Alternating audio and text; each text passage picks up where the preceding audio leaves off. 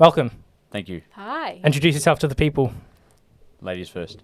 My name is Anna Simmons, and this is my husband, Angus Simmons. And what do you do? We artfully scream. That's a good, yeah, pretty much. Yeah, We sing opera, among other things. exactly right. And that's how we know you. Yeah, sort of. I feel like it's one of those ones where I've known of you guys for ages, and then I've only kind of met you recently, or as recently. Absolutely stop that kind of talk. You didn't know of us. No, I did, because you're such good friends with Sam, Yeah.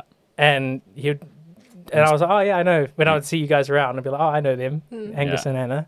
Then you didn't know. You definitely didn't know me. I'm trying to think the first time we met. Did we do an opera school together? No.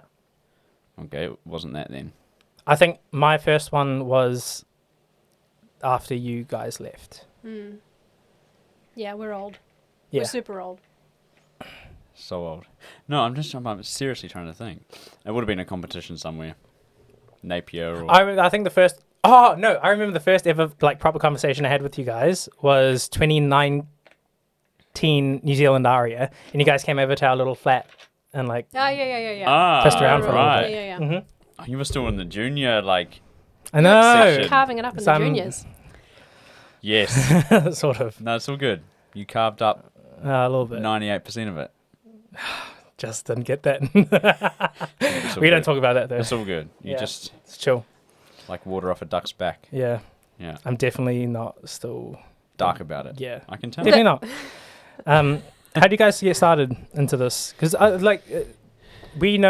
known our mutual friends for a while now, but we've never had a conversation about this. So how do you No. both get started?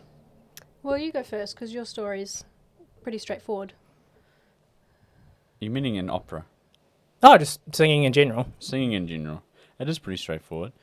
When I was really little, like we're talking 3 years old, I was at my sister's piano lesson.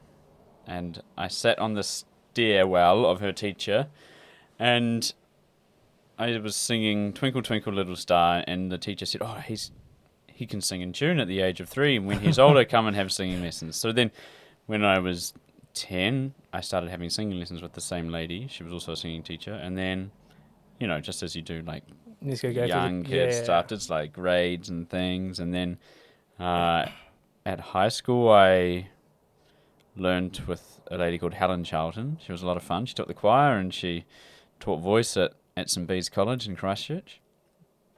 And then she said, you can do music at university, and because I was probably looking at doing something really boring like law or something. And He likes arguing. He's really good at Yeah. I arguing. love arguing. Trust me, bro. It's not worth it. Oh no, it's so much fun. So, yeah. And then Not arguing, law. Oh, right. Arguing so fun. And I said, all right. So I ended up doing a music degree at the University of Canterbury in voice. And then, as I went through that, it started to become more kind of classically trained and more into opera and delved into a bit of language stuff. And then after that, after my honours there, I moved up here to Auckland, and my first year was 2018, and then kind of did some singing, found a new teacher in James Harrison here, and then did the young artist studio artist program at NZ Opera, and then so that's my journey. Cool. Because you didn't do the choir thing, but I know you did. Yeah, I did. Yeah. Yeah. No, I tried to. I wasn't good enough. No, I think it's just that your voice didn't is want too, me. Such a weird- It's too it's such a resonant to fit in weird, the choir. They didn't want me. God. David's choir Yeah. didn't want me. No, they did. Particularly in no. New Zealand, they want a really They want a very specific sound. very specific sound. Yeah. Really Probably had too much specific. vibrato. Yeah. Let's be honest. Yeah. Yeah, I don't even know how I'm still really confused at some of the voices that are Were you guys in the choir together? No. No. the cycle after You- mine. Okay. But you did SSC as well, didn't you? No. No. Okay. I didn't do SSC. I didn't ever audition because when I started, when SSC was taking auditions for the cycle when I was still in high school, Lockie was still taking Auckland Youth Choir, and we were just doing the coolest rep. So I was like, I'd rather just do this, to be honest. Mm. And a good friend of mine, Jamie Hoffer, said, and this is no disrespect to anyone that is in SSC that might listen to this. He was just like, oh, you're probably not going to like it. I was like, cool, yeah, fair enough. So I was just AYC. Did you do SSC or just youth choir? No, just youth choir. Yeah. Yeah.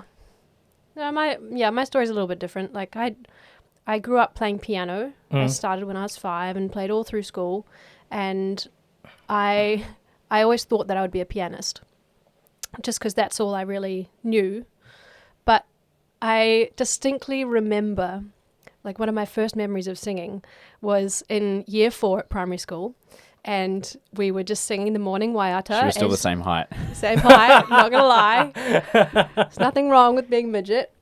And everyone was singing the morning waiata in class, and I just really remember how everyone else around me was so out of tune, and I was the only one who was in tune. And I remember just wanting the teacher to like pick me out and say, Anna, can you show everyone how to sing this melody or something? She's always wanted to show off. Can you tell? Like, she's always just like, she's always loud and like in the spotlight, always wanting to show off. But imagine being that shocking as a group where the teacher has to pick out I know. Some one person. Yeah, that's just a funny memory I have. And then, I started just auditioning for school productions and that kind of thing, and figuring out, okay, I actually can sing. You know, people like what they're hearing. It's not, Here's something not a total train wreck. that ties the two of you together. Guess what production Anna was the main role in during her time at Tauranga Girls College? Joanna. No. The other one. The other one. No, the same. Oh, I've forgotten her name now. Mrs. Lovett. Yep. Oh, cute. It's so much fun. Anna is Mrs. Lovett. So much Mrs. fun. Lovett is a fun role. Oh, it's just brilliant. Yeah. It's such a good production. Rest in peace. Yeah. Oh, rest in peace. I know, he's an absolute champion. Yeah. Yeah. And such a great piece of art. I love It's so good. I reckon that was one of the best shows, easily the best show we did at St. Cain's. At least when I was there. West Side Story was close, but I think like the quality of like singers that we had and musicians that we had to do it was really up there. I think it's the same with ours as well. Yeah. Yeah. And even afterwards, like going back and watching the school productions, it's just not quite. No, it's not. Not Yeah, I quite know. the same Like level. even going back and watching, I don't know, Shrek the musical, it doesn't really have the same emotional impact. Yeah. Yeah. But no, that's cool. And so you started doing when did you start doing the choir thing? Is that after high school or? After. Yeah. I mean, I sang in the high school choir. Yeah. And the music teacher there was amazing. She was such a good teacher. She ran the school choir, she did the orchestra, she did everything. But she really started to kind of hone me in on singing, and realizing that I had probably more voice to give than I did piano, if that makes sense. And so she set me up with my singing teacher, who was Glenise Blake, and she taught at the University of Waikato. And so after high school finished, I went and studied at Waikato with her, did my bachelor's, did my honours, and I got into the New Zealand Youth Choir when I was in, second year uni.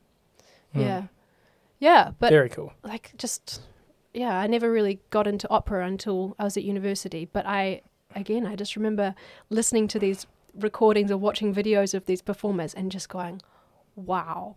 Did you think I wish I can do that someday. Did you always think that you were going to go down the opera side, even when you joined youth choir? Well, I can't sing pop music. I 'cause cannot sing pop. I can confirm that. What I mean by that is like, because obviously the way I came up was through choirs Yeah. the entire way through. So I always thought that like I was going to be in like Voces or something. Right, you know what I right. mean? King singers.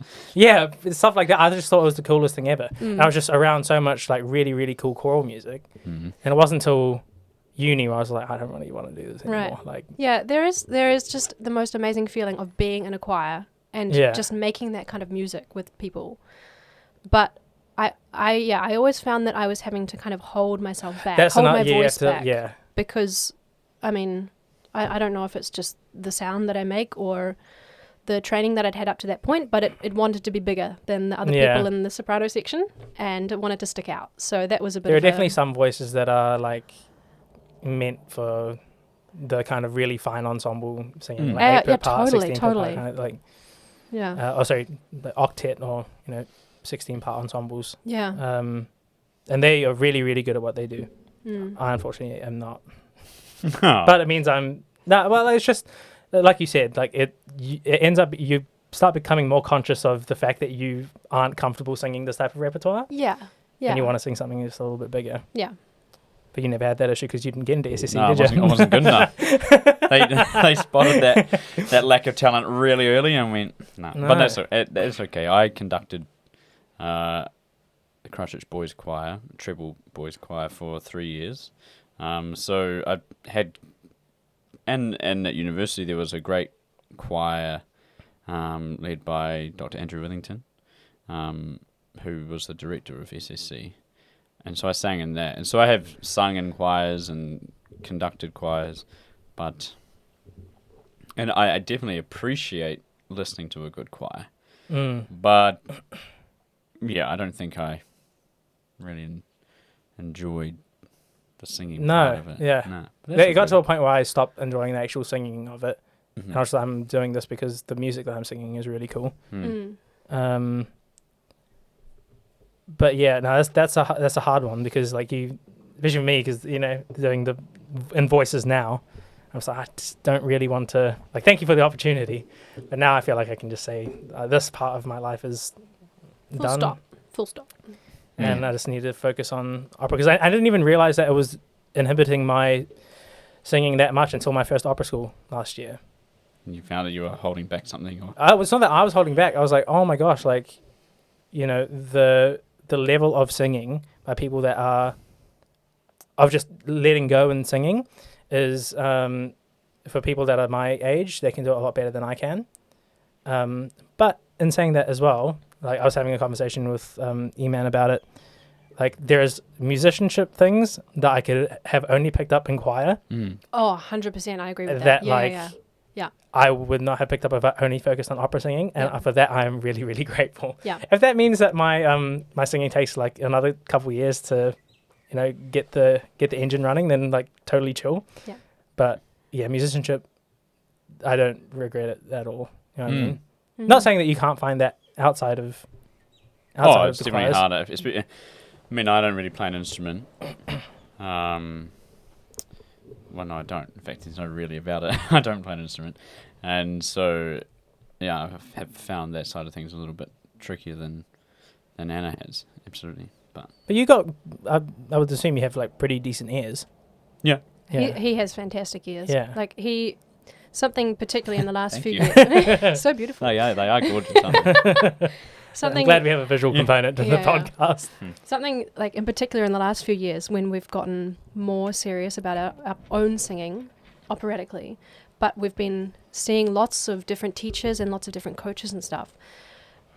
I think Angus has really picked up, just his ear has been so much more finely tuned that he can pick up so many things that even I miss. I mean, I am the first to admit I would not be a good teacher just because I think I don't sometimes hear things as well as some people. But yeah, Angus is really, really actually quite good at it. Hype girl. No, very cool. Do you think that's a... Well, I know since you've been back, you have wanted to give lessons. Have you been doing that while you've been over? In Europe? Yeah. No. No. Do you have the opportunity to or not really because you're Nah, foreign? We're aliens. Yeah. No, But also that wasn't really our no. Yeah, of purpose course. for that year But- being over in Europe. It's since I have... Well, we've been studying with our teacher in Italy that I've started to really tune into that. And... Wait. Before we start, so you guys, we've had your separate stories.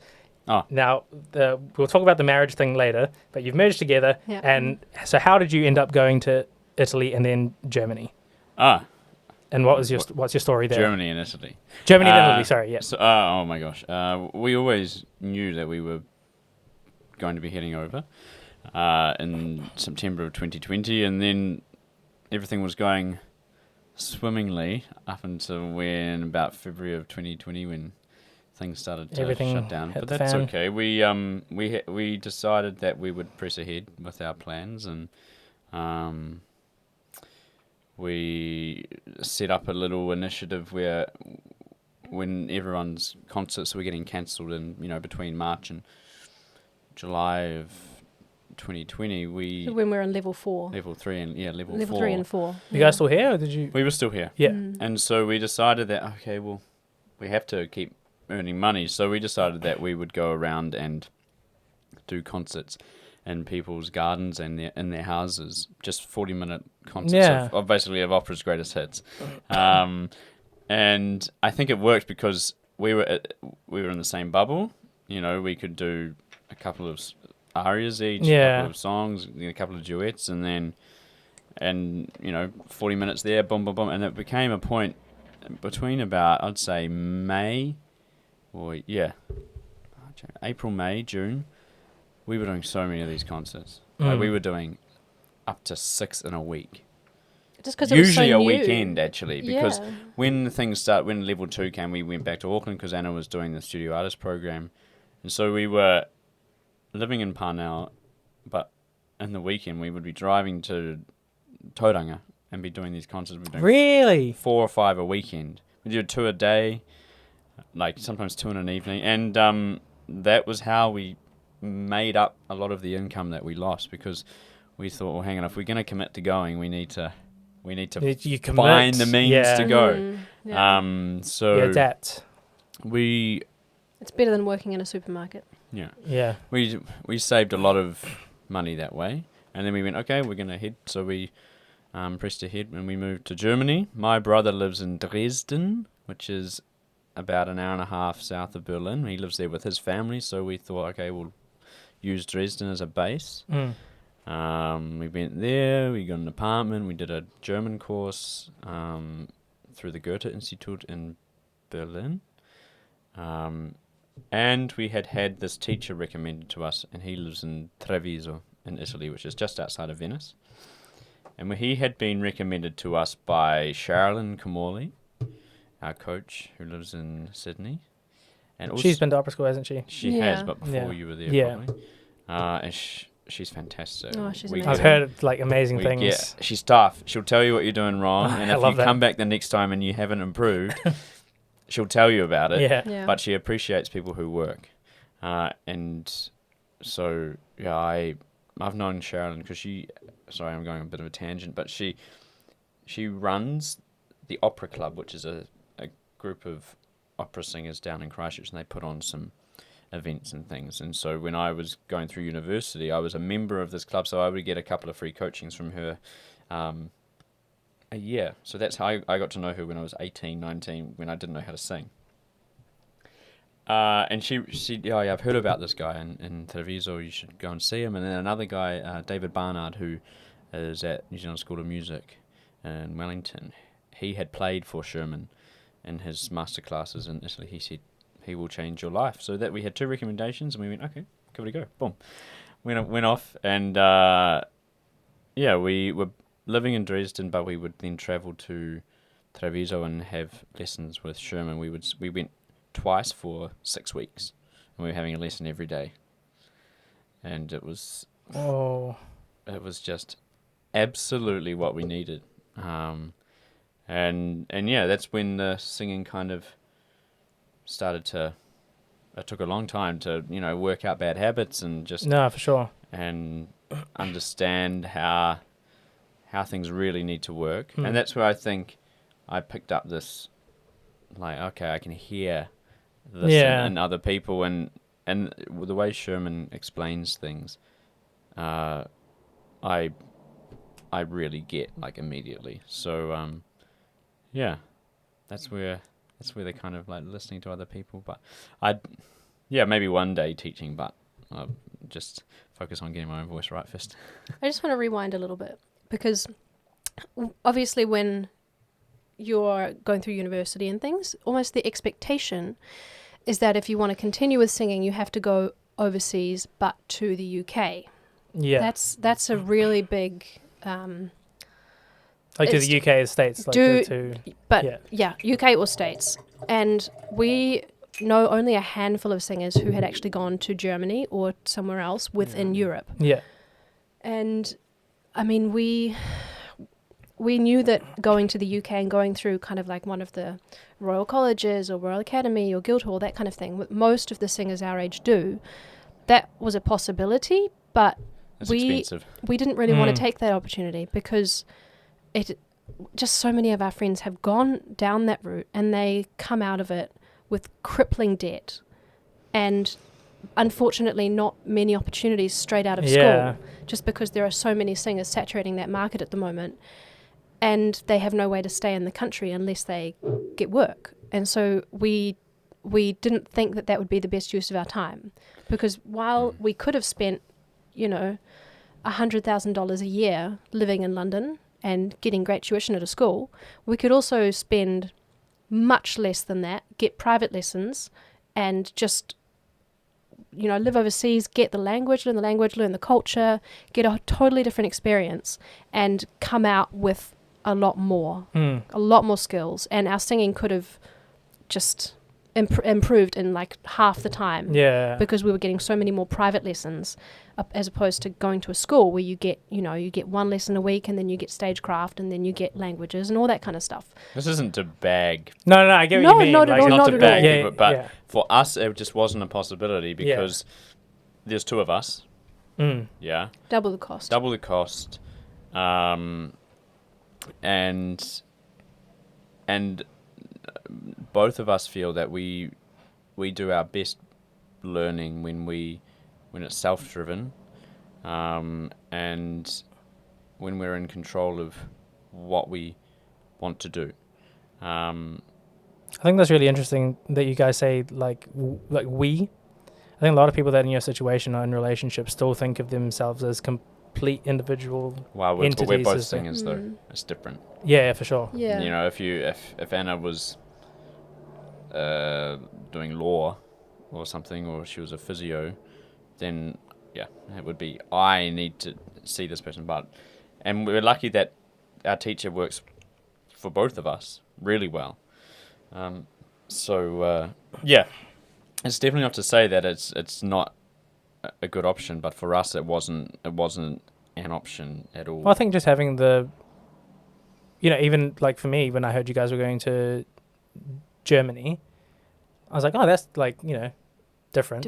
Yeah. Like you don't usually, everyone was going, especially when you guys left, everyone was heading off to the UK. Literally, everyone was going to Guildhall, Royal, all the royals and that. Yeah. There is all the royals.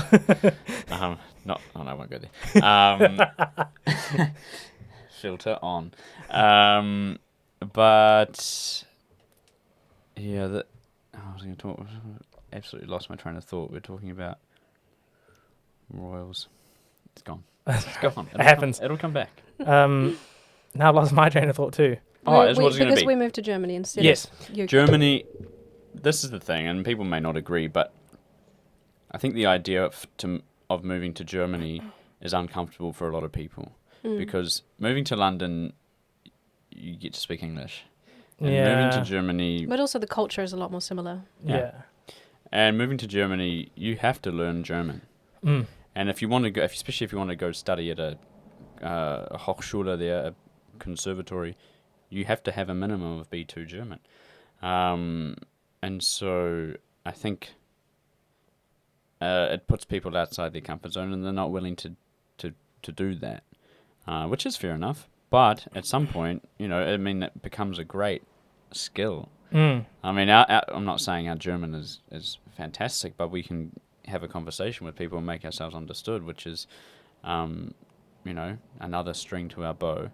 And then when we go back to Italy in April, we'll have to learn Italian and again, just adding more skills. Yeah.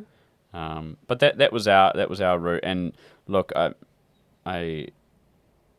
we're doing a recital on Friday with David and Luca, and I spoke to a lady in the Nelson Mail about it. She said, well, moving to Europe in the pandemic, was that a bad idea? I said, no, not for 1 second have we regretted what we did. No, not at all. We got out of it exactly what we wanted to get out of it. Yeah. And of course, it was cut short by a visa cock up, but we come back and rectify that. That was disappointing. But while we were over there, But I guess that would have happened COVID on yeah, not kind of thing. exactly. Yeah. You know what I mean? So Exactly. COVID didn't get in the way at all. And we got then the must be nice. yeah. I mean, we've said to so many people since coming back, we had, I don't want to like offend anyone or That's fine. anything like that. Relax. But we had so much more security and certainty that the performances we were going to do over in Germany and in Italy were going to go ahead, compared to here, where we have no idea if It's a little bit volatile. the performances we have coming up in a month or 2 months, we just have no idea if they're going to go ahead, and that screws with your head. Yeah, I think we were less anxious about the whole situation while we were over there than we are here. Absolutely, because life is continuing over there. You know, people are learning to live with the virus rather than be scared of it and totally shut off from it. And so they still go about their daily lives. They go to work. They, of course, take the precautions that they need to. They wear a mask. They socially distance. You know, they track and trace, that kind of thing. But they're not letting it stop them from living their lives. So, you know, you can go to a concert. You can go to an opera. And as long as you are either vaccinated or you've had a negative test or you've just recovered from COVID, you're allowed to go in. And you know, the performers are all being tested multiple times a week to make sure that they're negative and they can continue to work, but they are working. Yeah. And that's the main thing. But I mean, we went over with, our main priority was to learn with our teacher, and that's what we did, and we got, I'd say we had about 40, 50 lessons each, and over those 12 weeks, and the best thing about it was every day. So it's not once a week where you come back the next week and you kind of start, not start again, but you take half a step forward instead of one whole step. And then so we were just finding that it was just boom, boom, boom, information all the time. And and then in the afternoons we would go to Venice and have pizza, pasta. It was great. Oh, ideal. It was a beautiful life. It was so good. So Oh, good. man. No, because I would have thought, just from even what people are saying here of what it's like over there, but I guess, you know, you guys have actually lived there, people are saying it's just, especially in the UK, it's just a bit of a shit show at the moment. Well, I don't know. I can't speak to the UK. I guess, but... Look, we're not saying that... I mean, every country has had their faults when it comes to for sure. dealing with it. And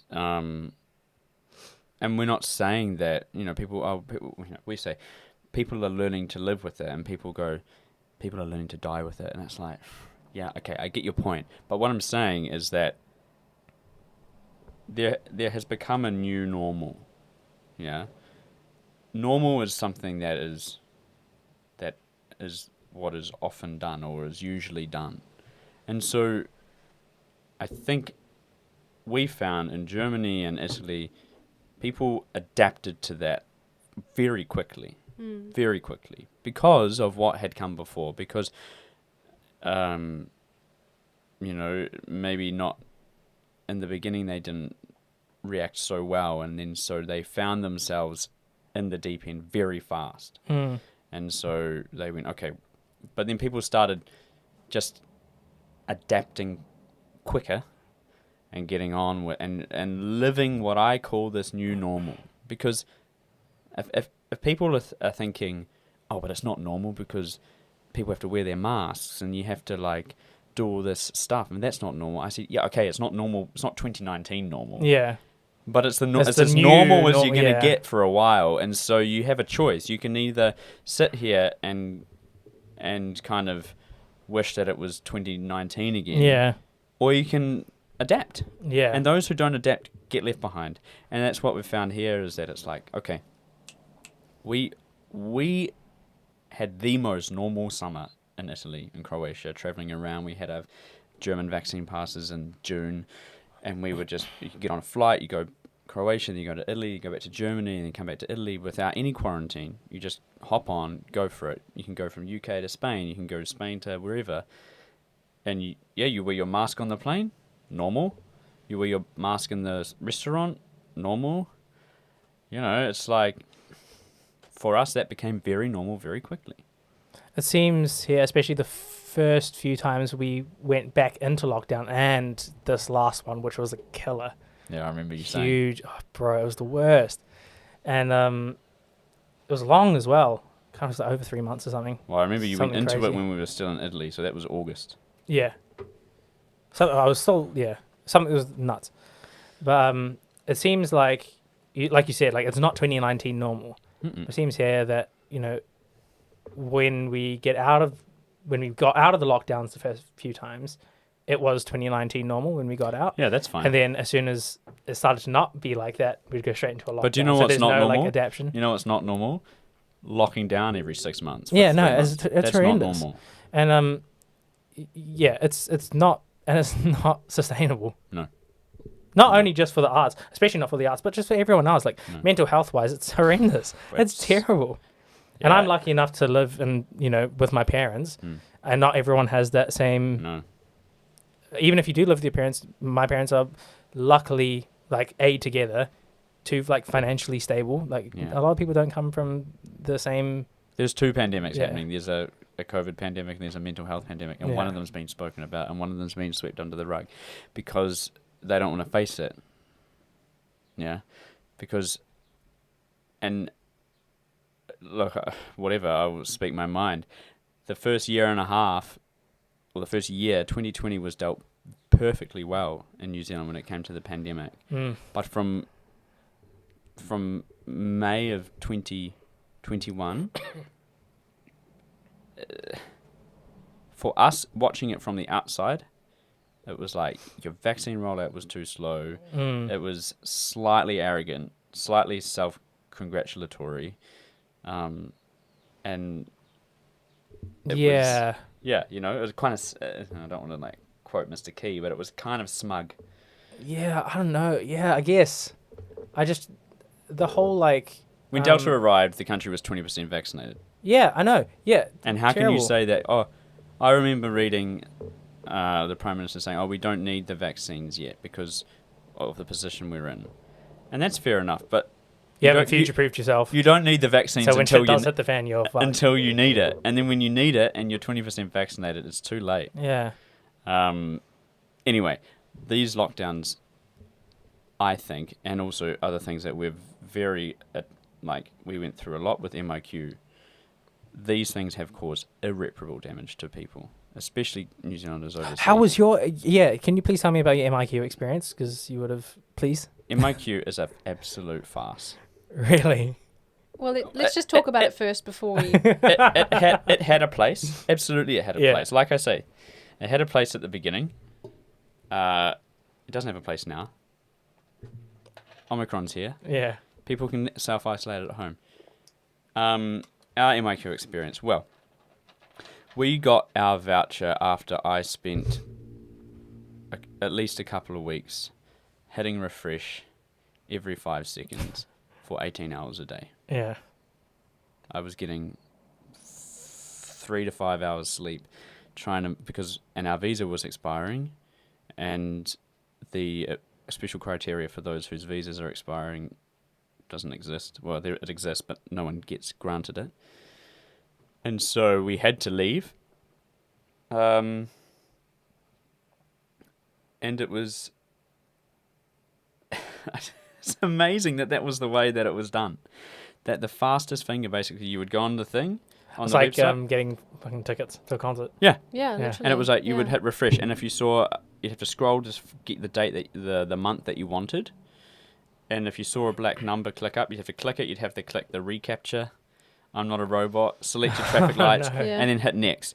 And it's the fastest person to do that. Hydrants. And at any time, there were up to 17,000 people on that website. And these little dates, they'd pop up maybe once an hour. And if you didn't get it, you had to... How is that okay? No, it's not, actually. Have you heard about the... Charlotte Bellis? Yeah, the journalist. Like, surely at that point you'd have to be like, okay, we need to But the thing is that she's not the only one. No, God, no. No, she's not.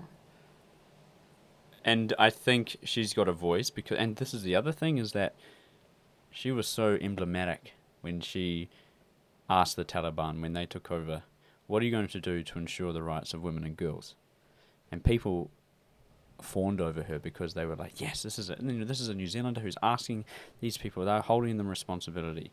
And now she's asking the exact same thing of the New Zealand government, because she's gone to the Taliban and ask for like refuge. Please read the article if you haven't read the article yet. It's so beautifully written. Yeah, she's great. Yeah, no, it does. It's hard to wrap your mind about. Yeah, it's such a crazy.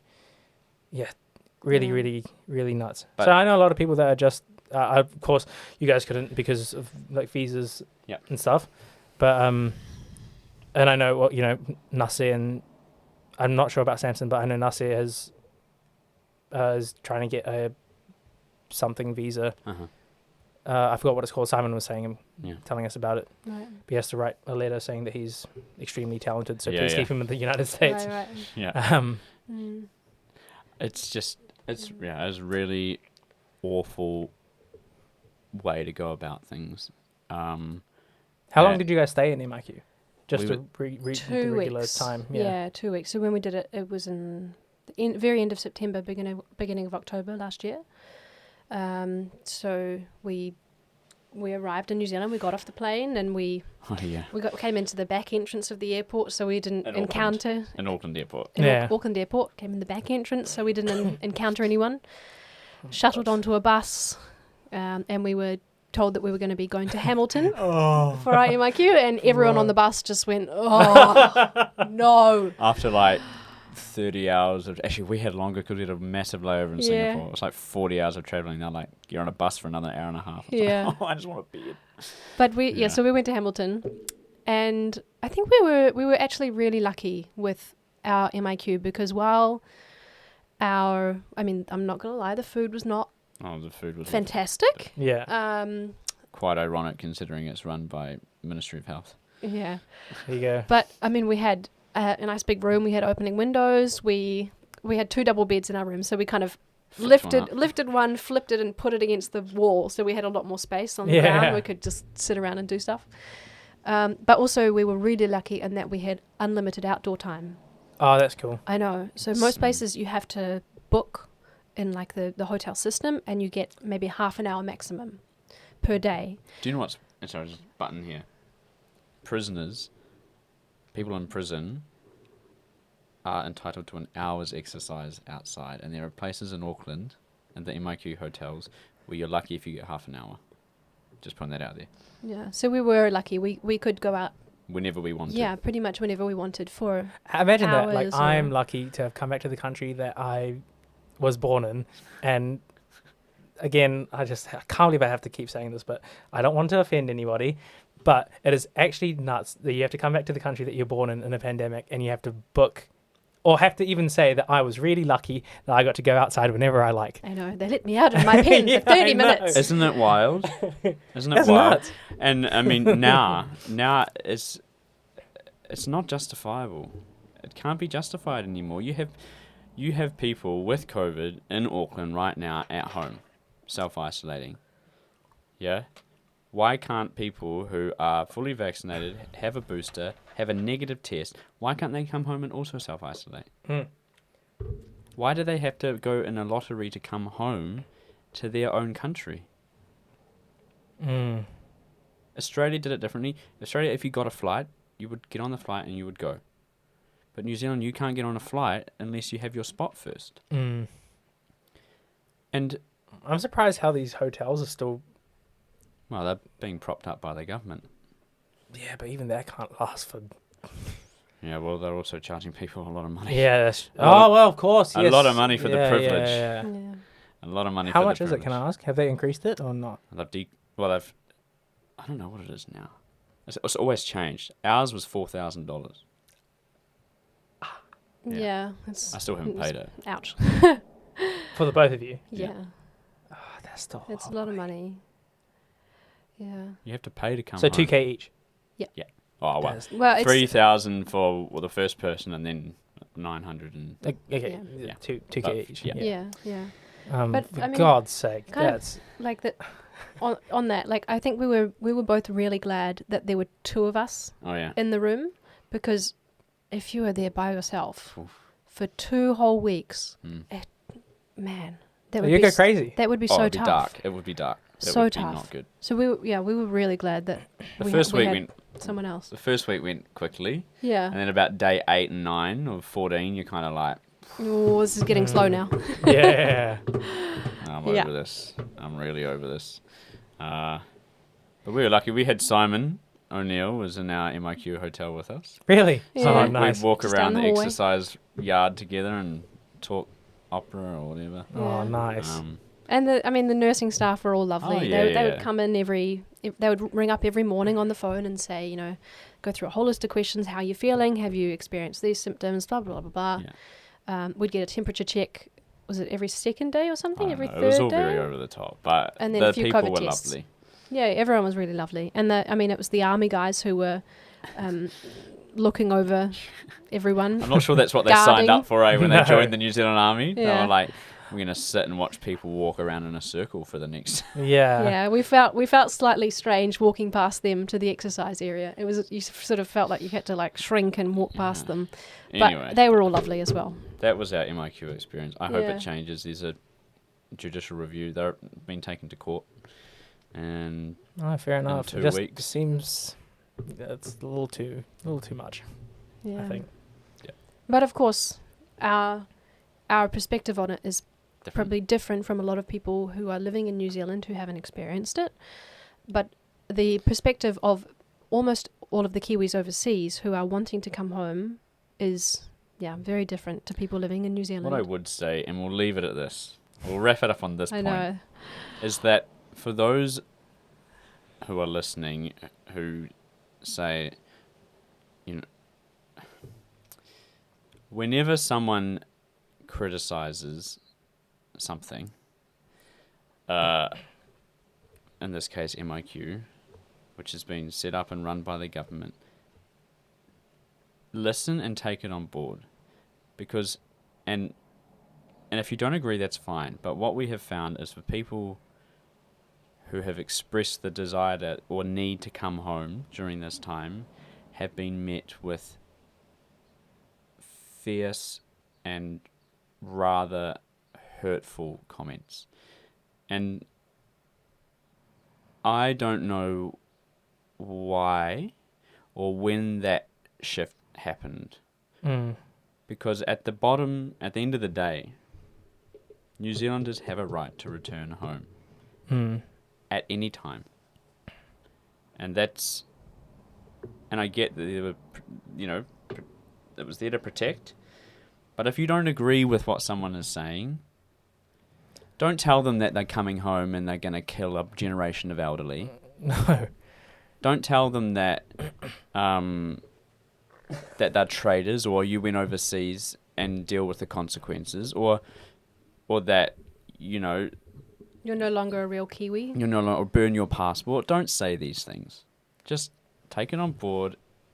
There is a reason why people think this way, and consider that reason rather than... Well, exactly. I think it's really fair to say that this is not a perfect way to deal with this. And if you want to make it better, then you have to listen to everyone. Especially the people that have gone through it. gone through it. Yeah. Yeah. Because, a lot of us can, those who haven't gone overseas can sit and say, it's keeping us safe and all this stuff. But like you said, it's still here.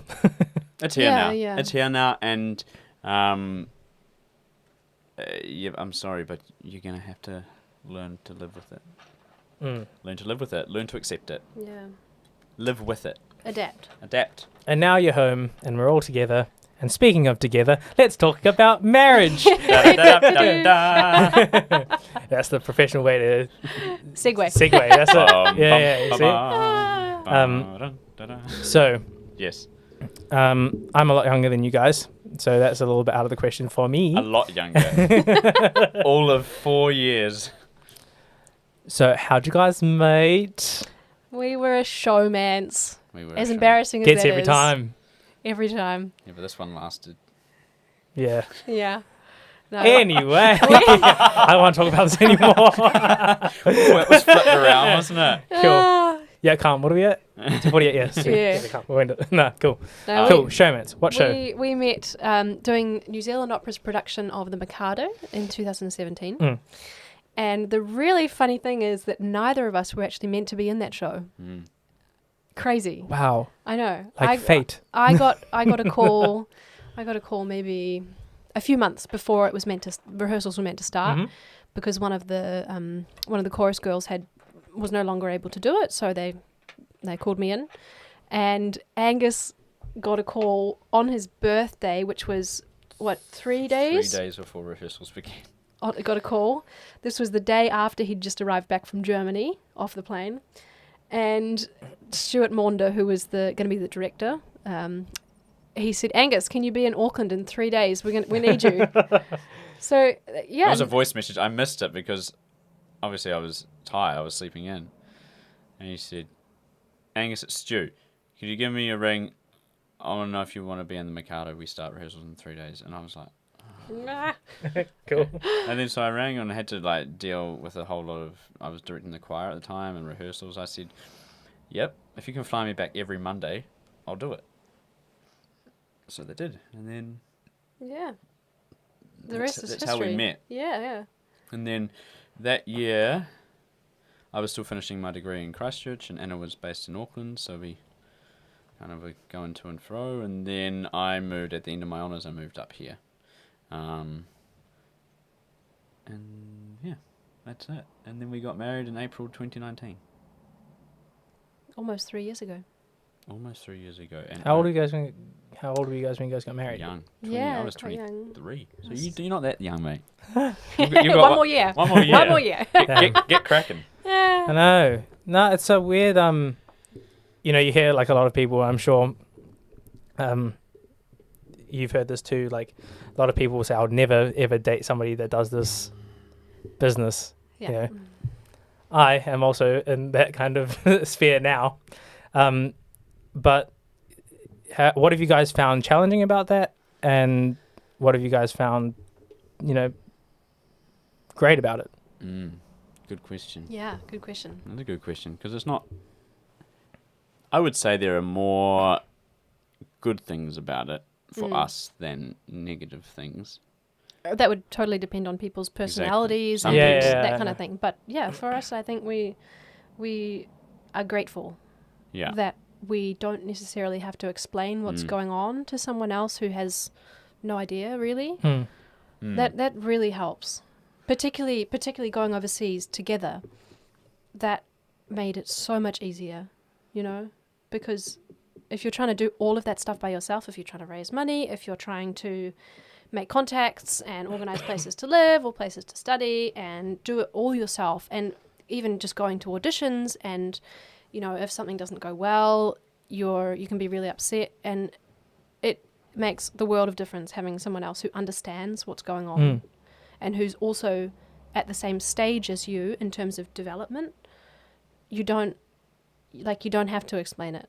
They just get it. Yeah. But then it can be like really frustrating at times. No, I'm sure. Yeah. Like Anna and I are very different. We approach singing very differently. Very differently. Anna thinks a lot. And I don't. I just kind of do. And so sometimes, that can lead to me not being probably sometimes some of the things I do could seem, I'm just talking about in practice or whatever, can seem maybe not as tuned up or like nailed perfectly. But then Anna can sometimes tie herself up in knots because she's thinking so hard about it. Yeah. And I go and I would say to her, just don't think. Because I don't think. When I sing, it's like... He just does Of it. course I think. I'm like you. I have to think about it, and I God, just he's so overthink. lucky. Yeah. No. Must be nice for So it's so Yeah. interesting because I had this conversation with a few people recently, and they go, when I get up there, I'm just thinking about what I need to do technically. And I said, mate, if that is the time where you don't want to be thinking about what you're doing technically. I do have to say that, of course, like we said, I'm a chronic overthinker. That has gotten a lot better since I've gotten to know my technique more and gotten to know my voice more. So I definitely tie myself less in knots in performance than I used to. Do you think having But- that energy has helped you as well? Absolutely. Yeah. Like seeing him just get up there and just do, not think, just do. Yeah, it's been quite helpful. Yeah. But we can sometimes butt heads because it's like, well, I'm like, it's just easy, do it. And Anna's like, No, it's not, because I have to think about this and this and this and this and this. yeah. So that's probably like a bit of a, but no, apart from that. And then, but we're very different in a lot of things. You know, Anna's into her yoga and kind of, and I'm very, and she's probably. You're not a big yoga guy, Angus? No, Never I'm not a pictured big yogi. I'm not a big Can you yogi. not tell from these guns? that. No. Wow. That's calisthenics right there. Ouch. And Anna is very relaxed as a person, and I would say not slow, but she's measured. Whereas I'm very organized and driven, and like always thinking ahead, and so polar opposites in that regard. Yeah, we move at different paces through life. Oh, yeah. That's... I'm like, come on. Yeah, and I'm Yeah. like, Let's just, go. Just breathe. Yeah, but no, I think this works. Obviously, still here, Yeah. still married. Just one last question, because I know you guys have to go, don't you? It's 3:00 now. I'll just check the old Google Maps. You keep talking. Okay, cool. I don't want to get stuck on that bridge. I think the one thing that I know, like Penn and Amina have said to us, like one of the big issues that they've faced is they found that they've a lot of people saw them as like you could only do gigs if Penn and Amina were doing them. Like they were a bundle deal. Package deal. Yeah. Yeah. Have you had that experience, and how was that for you to deal with? I mean, maybe not so much yet. Well, that's making a huge assumption that we will continue to have careers. But no, not so much. Not so much. We obviously have our little business together. You know, we opera in giardino. That's the thing where we go around to people's houses and perform in their gardens and stuff. But I think because Angus in particular is very good at putting himself out there, and so he's not afraid to just go and talk to anyone and say, hey, can I go and do this? Or hey, what do you think about this? So people know us separately. So it's not always when you think Angus, oh, Anna as well, or Anna, oh yeah, there's Angus as well. Angus, yeah. I think people know us separately. So while, I mean, it might be quite handy for them to have two singers to go and do a gig, I mean, of course, who wouldn't want two for the price of one? Well, it's not for the price of one. No, it's not. It's not. And then I was going to say, No. it does help, because if people want two singers, it's like you take the both of us, and then Yeah, but I we mean, both get paid. yeah, we do. And also, it's a bit nicer for them to have a bit of variety if they want duets and stuff like that. Yeah, but yeah, I think people know us separately.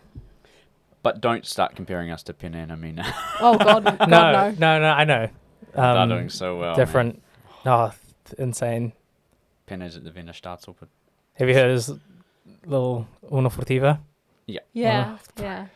Blasting out the gym on And repeat. Amina is doing... One day. sound of- One day. No. Yeah, no. Oh, they're Yeah. smashing it, eh? But they had to work hard for it. Oh, for sure. I love those guys to bits. Yeah. But no, one of our good friends. How long do we have? We're good. Google Maps is saying half an hour to get there. So And what time do you have to be there? at 4. So we've got at least a little bit of time. Oh, okay. Well, let's go on for another like maybe 5-10 minutes, and then we'll wrap it up. Sure. This is a weird thing about this thing. Like, I didn't realize how hard talking for an hour was. I don't know how people go on for 3-4 hours doing this thing. Because after about an hour and a half, my brain just starts to. But an hour is a good length, I think. Hours a solid length. Yeah. 3 or 4 hours, I would not listen to that. Depends on who's on. Yeah. Yeah. If it was me, I wouldn't listen to that. No, yeah, fair enough. The viewer retention for Ben's one was good. Because just the way he talks is just, Oh, he's great. He is good. viewer retention for his one was like 16 minutes, I think, before people started to be Great. like, yeah. Anyway, I was going to ask you something and I've forgotten. Oh, yes. Obviously, one of our really good friends, Sam Downs, has gotten married. Congratulations. Ew. Shout out, buddy. What is, not necessarily for them, I'm sure they'll have they've given me a lot of relationship advice. How's that turned Because out? no, well, like, you know, I don't know. Sam and Keish are just so different because he'll kind of tell me, you know, what, like, he'll tell me everything like analytical about it, and she'll tell me like everything emotional, and I just kind of have to figure out where Meet in the middle. yeah, because I'm kind of like that. Like, I'm really emotional, but I have to I can switch between the two. I'm like, sometimes I'm very, very analytical, and sometimes I'm like, so you know, I just like to figure it out, and having perspectives is important, I think, and their one, especially since they've been together, has been quite nice. But regardless, do you guys have any advice on how to live the blissed life? Pick your battles. Yeah. Pick your battles. I'm not very good at picking my battles. Almost everything's a battle. No, that's not true. No, pick your battles. Yeah, I'm trying to think. We're pretty cruisy, eh? Yeah, we talk a lot. Like we don't let things fester. No. Not that things really do fester. I mean. I talk. No. It's probably surprised a lot of people, but when it's Anna and I, Anna talks the most, probably like 90% of the time. Really? He brings me out of my shell. when we're in public, I talk 90% of the time. So I feel like, yeah, when it's just us, I'm kind of like, Yeah. But if something annoys me, or not about Anna, but if something is annoying me, I am always talking about it, and then I get rid of it, and it's done. But Anna, you're probably a little bit quieter, and it takes like maybe 3 or 4 hours to come out. But yeah, no, I would advice. I don't know, man. I guess it's different for everyone, I eh? don't think we're in a position to give advice, but You've been married for a while. Yeah, 3 years. I know it's just flown by, but I mean, I think this is a pretty standard one, but just remembering why you married this person, why you chose this person, and just appreciating them, and choosing to appreciate them, even though you might be going through a tough situation or something. That's not one that people hear often, I would say. I think it's really important that because is really important. it is. I mean, sometimes in the beginning of a new relationship or something, you might feel like it's not really a choice. It just is, you know. It's just a fact that this is just happening. Yeah. But I guess the longer you are together, it's a choice as well. It's not just a fact anymore that you're married. And there are days where the person's going to annoy the hell out of you. I annoy him all the time. All the time. But that doesn't get in the way of what's underneath that. Yeah. That's just surface level. Like, seriously, sometimes I'm just Yeah, like, all right, mate, all right. The actual fuck? But I tell her that. Yeah. I'm not going to just like sit there and be like, and just not say anything. I tell her that, and then it's fine. But yeah. And so yeah, also realizing that we're very different people, and remembering that and just respecting that. And she probably gets really pissed off with me having to go at her for being late or slow or like disorganized. There we go. Or like, hang on, I'll just get the list. No. Yeah. And that's fine. I understand that it's probably annoying, but like at the end of the day, you love this person, and exactly what Anna said, you chose to be with them. It's not like smooth sailing for 50 years or whatever. No, it's definitely not. And there's little bumps, but we have very good friends who we're staying with at the moment, and they always say that people they're often surprised at how people give up so easily, because I'm sure, and when we haven't had this, but there will be times where you feel like you're at the bottom of the pit, but you have to again fight for that. And so our friend, one of them in particular, was always saying that people just, you can't just give up. once you're married, you have to be prepared to really stick it out. Yeah. It's not like you're 17 and you just go, No, I'm just going to dump keen. this guy. Yeah, I'm out. Exactly. Yeah. I'm done. It's like, no, it's different. Mm. Yeah. I don't know. That wasn't really advice, but I hope that gave you. Hey, look, if you guys want to take it as advice, then please do. Don't quote us on it. I guess advice is one of those. It's a hard one because everyone's so. Everyone's different. Yeah. It's all kind of tailor made, I guess. Yeah.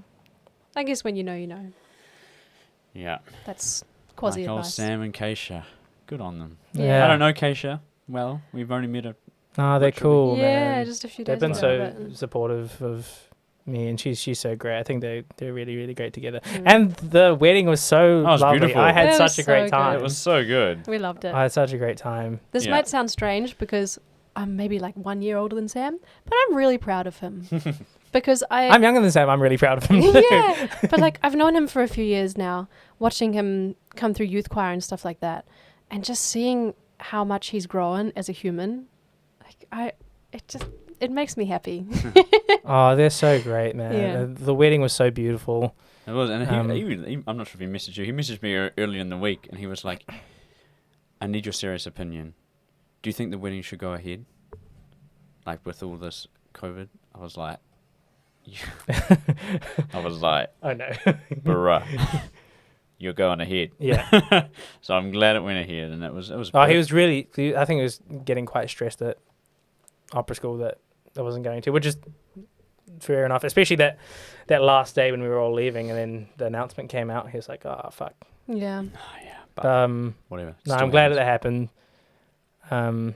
Yeah, great day with everyone that we love. Yeah. Mm. And so like nice in their house, and it was the first wedding we've been to since our own. Yeah. Wow, So it felt quite. It's kind of sort of- weird. I was yeah, it was a like, little bit strange. you guys Oh. are the but- seasoned veterans. no, not even. You guys want to place any bets on who's next? Oh, Wow, this could get interesting. Content. I'm trying to think of the. Oh, surely. I don't actually know his partner's name, but Lockie. Oh, Lockie and Teresa. Well, they're engaged. Do you mean who's next to get engaged? Or No, who's- they are engaged. Yeah, I know. Yeah. But do you mean? I guess next to get engaged, I can't. there's a whole bunch of us Yeah, that are, yeah. us. No, but surely that'll be the next to get married. Lockie and Teresa. Yeah, have to be. Probably. Yeah. I don't know. Look, year-long relationships come out of nowhere. Not me, fam. Relax. We didn't say anything. Yeah, you looked at Keep me. digging, bro. Keep digging. Yeah, no, I'm chill, guys. And yeah, no, cool, great. We're in the podcast there. Thanks, guys. Appreciate it. Anything else? You want to plug the? Where is the concert? Oh. You might as well. If anyone is. Our concert is this Friday. Yeah. In the home of the Omicron outbreak in Motueka in Tasman. But we are doing it again in Tauranga on the 20th of March. Be there. Beautiful for all. I guess I don't know how many listeners are from Tauranga. I'll look at the stats, but It's a program of entirely French music for flute, singer, and piano. And it's So with this- David and Luca. So there's some really interesting pieces, stuff that we've never heard before, never How they even- probably will never sing again. But 3 minutes. amazing. How did you guys even? Do this program? Yeah, how did it come about? We were talking to David Kelly and Luca Mangi, who, for those of you who don't know them, they're a pianist and flautist friends of ours. And yeah, we'd always wanted to do like something proper. And so they said, let's do a French program. Because there's a lot of music written for voice and flute by French composers. Not so much for baritone and flute, No, but there's a nothing. lot for soprano and flute Nothing for for obvious baritone reasons. and flute. And Yeah. then David really wanted to do a cycle by Fauré, L'Horizon Chimérique, which is, I was like, not sold on to begin with, but listened to it a few times. So, yeah, and then we put together, and they're doing Poulenc Sonata for piano and flute. Lovely. Mm. Anna's doing some music by Roussel and Ibert. and Emmanuel. Emmanuel. Sanson. Yeah. And I'm doing Forêt, Chausson, Poulenc, and then we're ending with a duet from Hamlet by Thomas. Very lovely. Yeah. Oh, I hope it goes well. Thanks, man. And Thanks. hey, thanks for inviting us. Yeah, Oh my God, no it's been worries. nice. Hope we gave you that sweet content and a bit of tea on. Oh, it's just so nice, like having you guys back, and then we can actually have a real, like, full length conversation about everything. Well, you have to come and see us in Italy. I'll have to, and plus, like, Zoom is a thing, and we've all been using it. Yep. So, fucking hell. Don't remind me. Yeah. Anyway, appreciate it, guys. Thanks, team, for listening. Right.